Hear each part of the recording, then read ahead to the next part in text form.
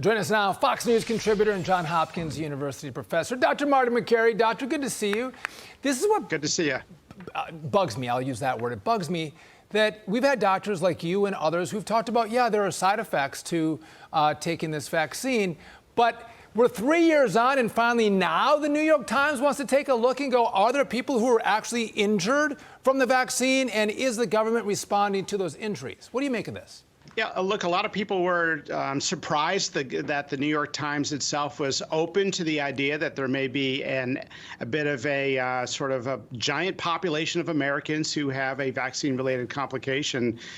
This is the same reporter, by the way, who rallied schools to be closed for more than a year and downplayed vaccine complications, overplayed COVID fear, and famously tweeted that someday we'll stop talking about the racist theory of a Wuhan lab leak. That's the same writer. So this person, or maybe the New York Times, is starting to wake up to reality. It's been very hard to do research on vaccine complications. I can tell you that it's generally been deemed vaccine hesitant content. If you try to study from an academic standpoint vaccine related complications.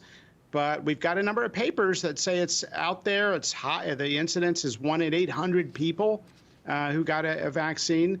I know of 3 people through either a direct personal connection or a friend or a patient who has died from the vaccine. So if I'm just one person, of course, there's studies out there suggesting it's a big problem. The New York Times should have retitled their article, instead of saying thousands of people say they've had a vaccine complication, tens of thousands, or maybe even over 100,000 Americans. It's just astonishing looking back at at Biden talking about the pandemic of the unvaccinated, where you got the vaccine, you still got COVID, and you still spread COVID. And I speak from personal experience. Had to take the vaccine. Had no choice. And Dr. Makary, and in this article, one of the pieces in the New York Times, it says, serious side effects may turn up in animal studies of vaccines, but few such studies were possible given the nation's desperate timeline in 2020. Essentially, when people were being forced by employers to take this shot, they had no idea the risk that the employers were taking.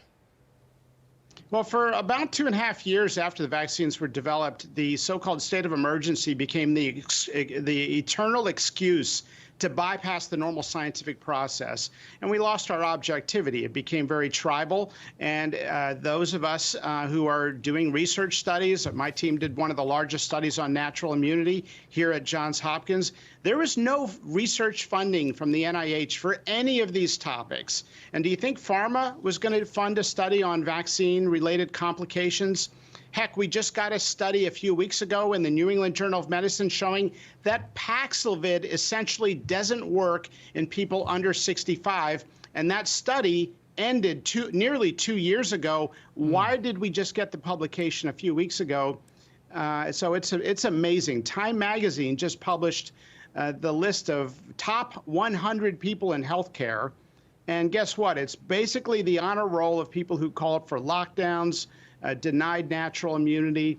The reason I'm frustrated, and you know I'm passionate about these topics, Dagan and Sean, a lot of this was avoidable. We could have individualized the vaccine strategy, suggested 1 dose for some people. Maybe if you're low risk, you didn't need it. We could have acknowledged natural immunity and avoided the hard hand of mandates. And it still begs the question, why? We will hopefully answer that at some point. I just want to know, why did I projectile vomit after I was vaccinated both times? Can't find out. Again, was it an autoimmune response? Have no idea. Try to find it on Google. They bury it. Dr. Marty Makary. Thank you. Tthank you. Thanks, Doc. Good to see Appreciate you. it. All right. Thanks. Sorry, I'm mad. You should be.